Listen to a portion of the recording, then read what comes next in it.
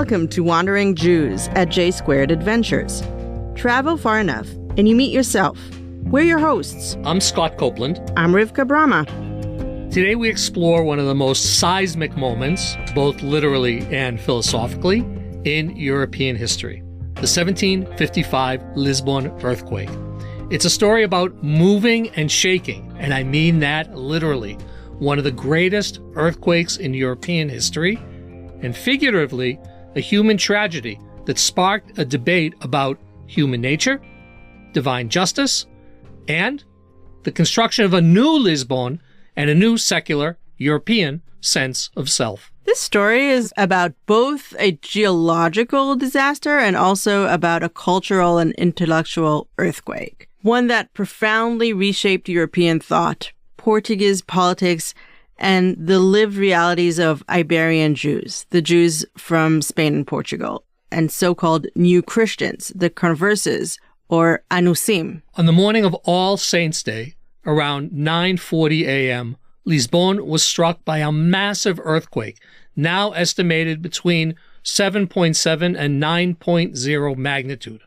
Because it was a major religious holiday, the city's many churches were packed to capacity, and they were alight with countless candles and lanterns. When the tremors hit, these grand structures collapsed on the congregations. The fallen candles quickly ignited the wooden ruins, sparking a firestorm that burned for 5 days.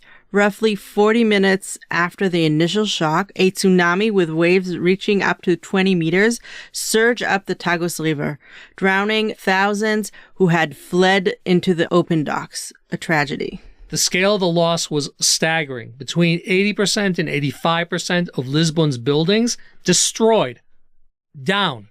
Historians estimate that between 30,000 and maybe up to 50,000 people perished in the city alone. One can't help remembering Jeremiah's cry over Jerusalem in Lamentations, because it really does seem to echo in the fall of Lisbon. How is it that a city so great and full of life became a desolate ruin? Echa yashva badad ha'ir rabati am. For the Jewish history of the city, the destruction was particularly symbolic. The Rua Nova, the main commercial avenue where many new Christians lived and worked, was completely destroyed.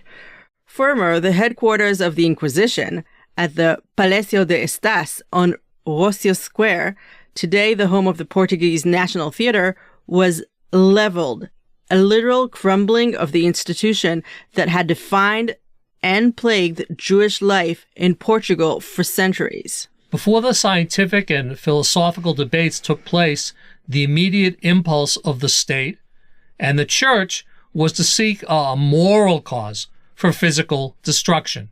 You know, when we look for a cause, you look for a blame. The long shadows of blame. This was not a new phenomena.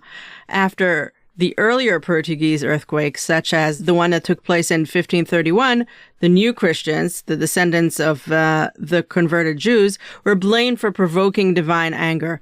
This environment of scapegoating helped bring about the establishment of the Portuguese Inquisition in 1536. In the immediate wake of 1755, of the Great Lisbon earthquake, Catholic figures like Father Gabriel Malagrida insisted that the quake was direct punishment for Lisbon's sins.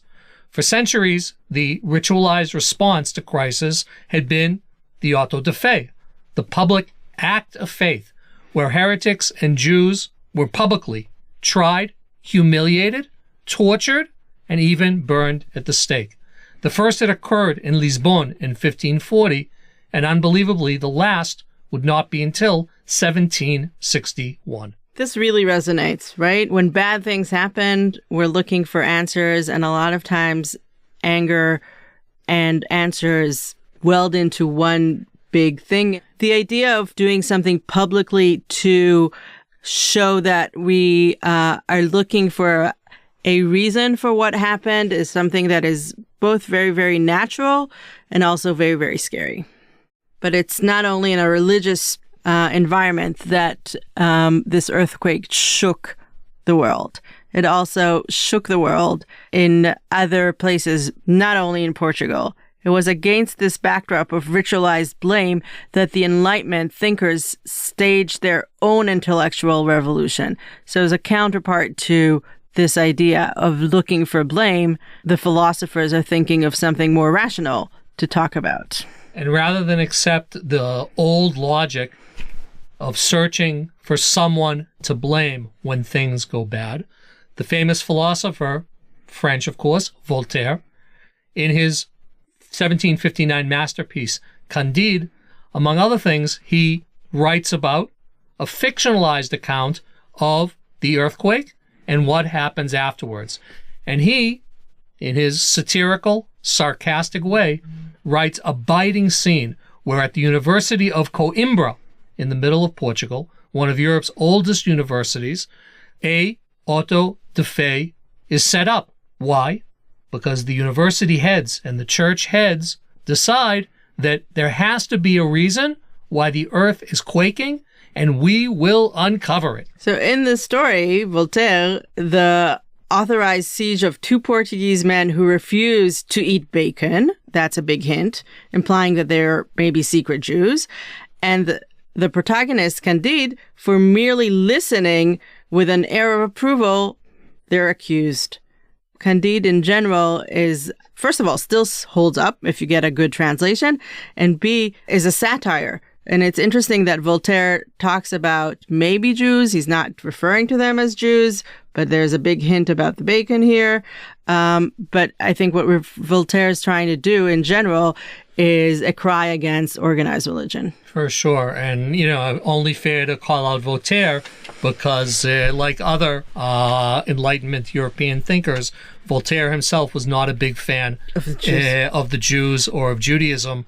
And as we say, Bilashon Hamata. No, but it's debatable because when you read what he says, he uses Jews as a way to revolt against organized religion and Jews as being the most ancient religion. That's what he has to say. I'm not sure it's pure anti-Semitism, but also it's not really fair to read him with our eyes today. But maybe I'm just biased because I like Voltaire. In the scene describing this fictional account of an auto de fe at the University of Coimbra, the accused are dressed in heretic robes, and their robes are decorated with devils and inverted flames. Basically, this is where they're going. And the scene, again, is a literary invention. It highlights the central argument that religious superstition, it's not only irrational, but it's lethally cruel. And Voltaire famously writes in his poem about the disaster at Lisbon, "What crime, what sin had these young hearts conceived, that on their mother's bleeding breast reposed, did Lisbon, which is now no more, betray? Did Lisbon have more vices than London or Paris, so deep in joys?"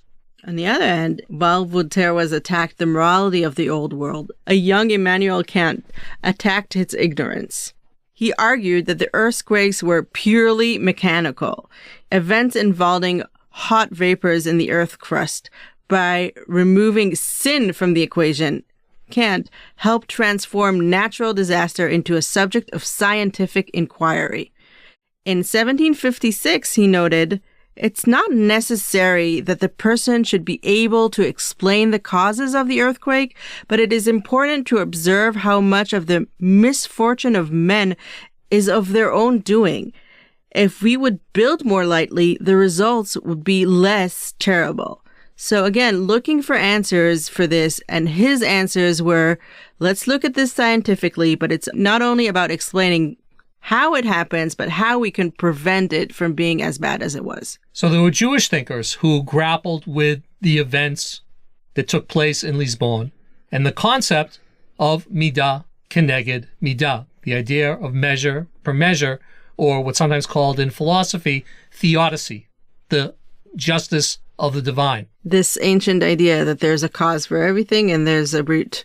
Jacob Amdin, Rabbi Yaakov Amdin, the Yavitz, writing from Germany, Amdin saw the destruction of the Inquisition as a clear act of divine retribution for the 1506 massacre and the centuries of bloodshed by church. He really saw this earthquake as a punishment. And again, Midah keneged midah, measure for measure. We don't understand at the time why things happen, but the world has a way of repairing itself. Isaac de Pinto, another Jewish voice, a Sephardic philosopher living in Amsterdam.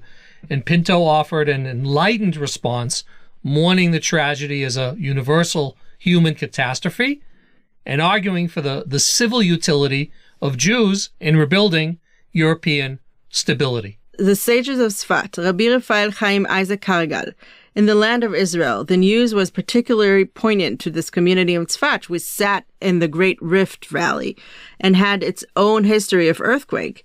Noticeable figures like Rabbi Raphael Chaim Isaac Kargal recorded the event as the puns of the Messiah, the footsteps of the Messiah, interpreting the literal shaking of Christianity as a sign of redemption coming. The idea that an earthquake can shake not only buildings, but worldviews, as we're talking about now, it wasn't unique to Lisbon. We just mentioned Tzfat, and Tzfat has a long history of earthquakes, smaller and much more devastating, all throughout its long history. In the 16th century, after the destruction of the Jewish communities of Spain and Portugal, Tzfat mystical renaissance unfolds in a landscape where physical instability mirrored spiritual searching. Figures like Rabbi Isaac Luria, the Ari, and his circle of devoted Chachamim students, theology roots in a rupture, fragmentation, and the repair.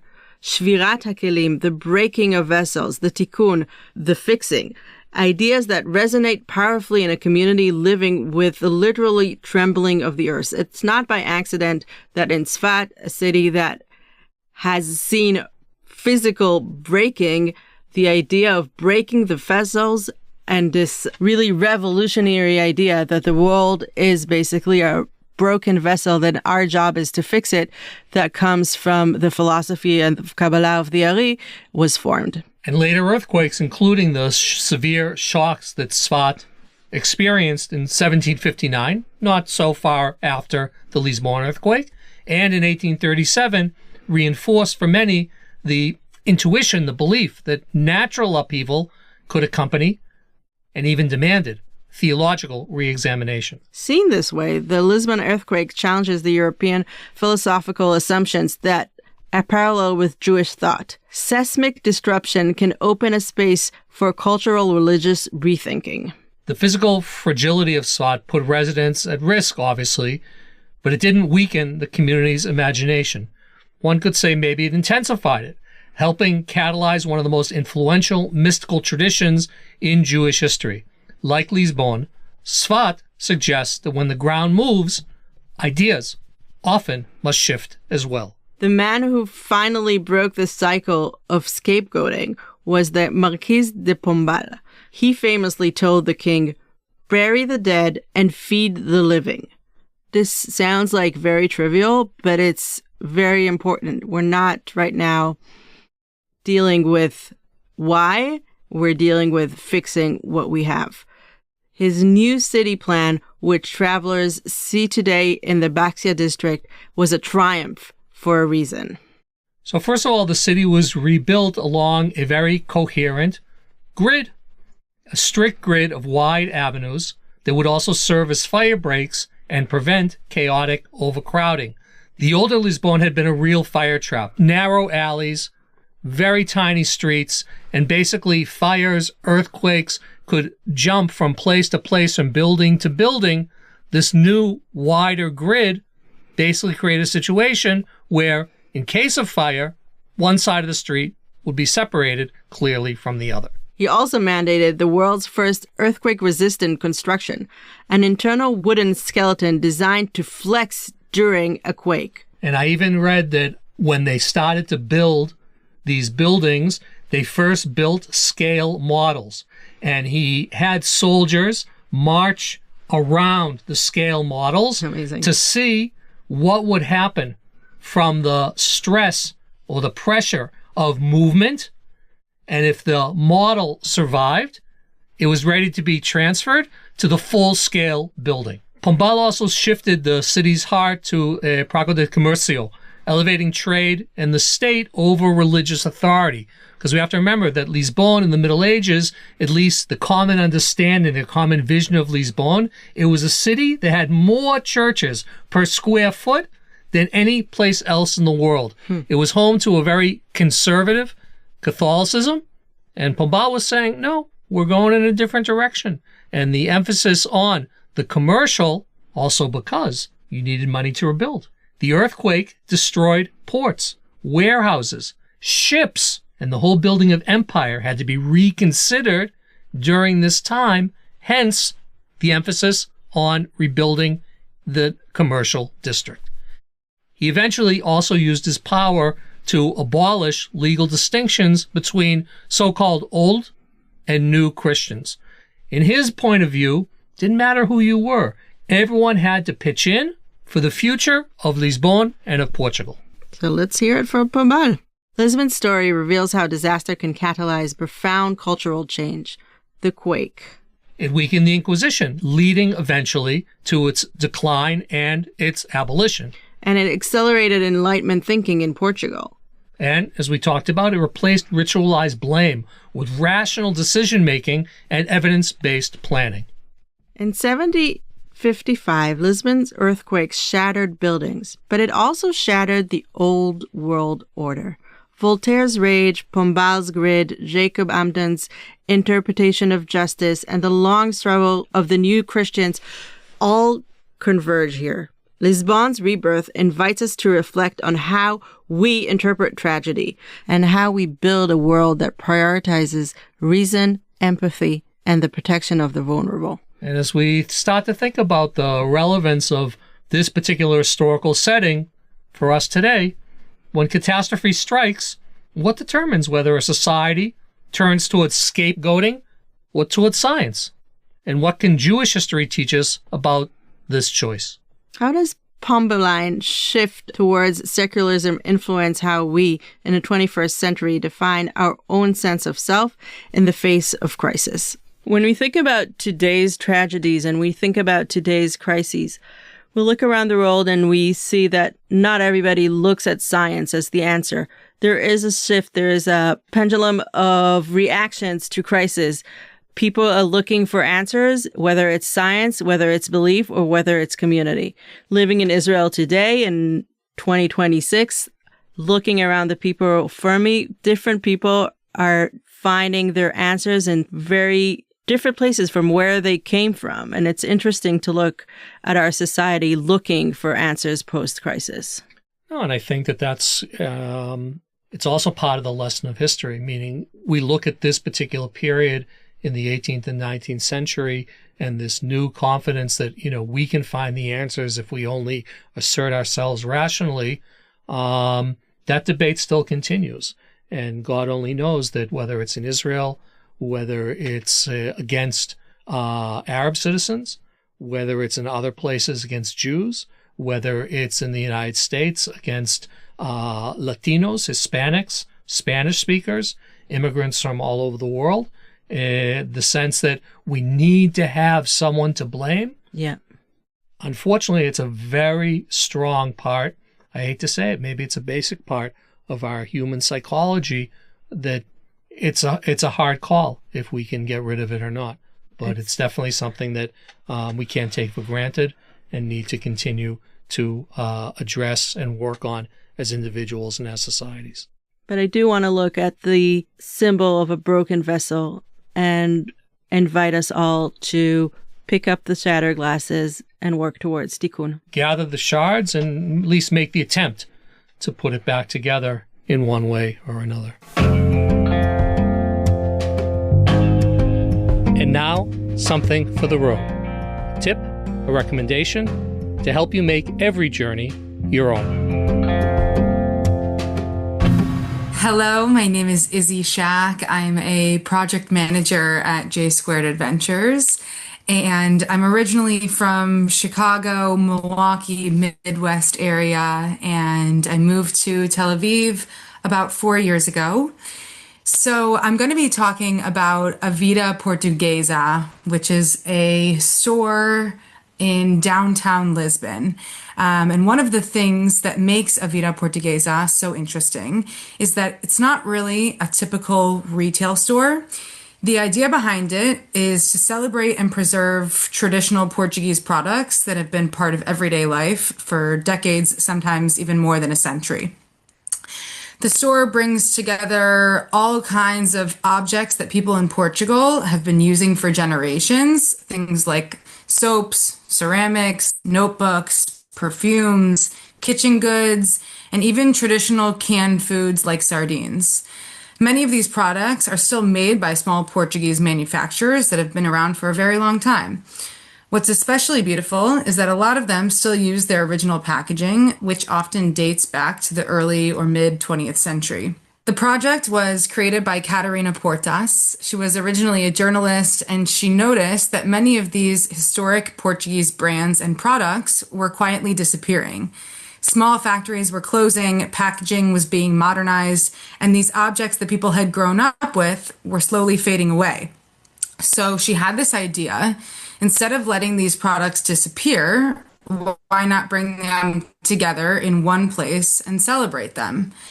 Not as a nostalgic museum pieces, but as living products that people can still use every day. And that's really what a Vida Portuguesa became, almost like a curated collection of Portuguese everyday culture. When you walk into the store, you see shelves filled with incredibly colorful and beautifully designed packaging.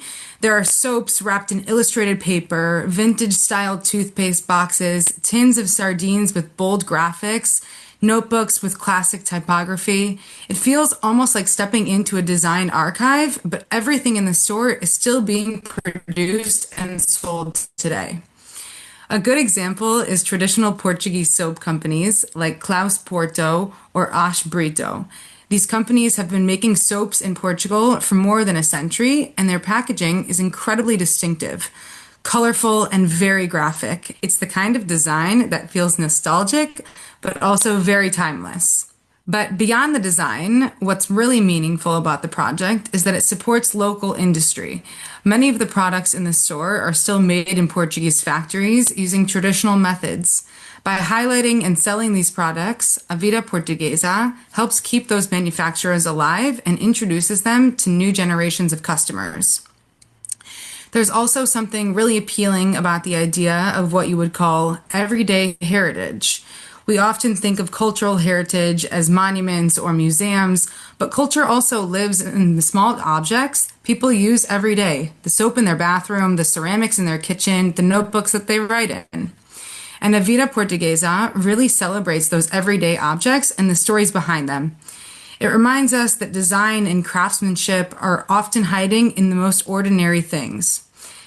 I think that's also why the concept store resonates so much internationally. In a world where so many products feel anonymous and mass-produced, there's something very appealing about products and objects that have history, identity, and a real sense of place. These products tell the story of Portugal through design, packaging, and craftsmanship. So in a way, the store isn't just selling products, it's preserving a piece of Portuguese cultural memory. And it shows that even the simplest everyday objects can carry a lot of history and meaning. Whether you've been with us to Portugal before or you're looking forward to your next trip to Israel, we look forward to seeing you on your next J Squared adventure. Thanks for listening. Dive deeper into the world of travel on our J Squared Adventures website. That's jsquaredadventures.com. And stay in the loop with our latest adventures on all our social media platforms, Facebook, Instagram, and LinkedIn, all under J2 Adventures. And if you enjoyed hanging out with us, don't forget to leave us a comment, review, and subscribe wherever you get your podcast. Until next time, travel safely and keep wondering. I'm Rivka. I'm Scott. See you soon at J Squared Adventures, Wandering Jews.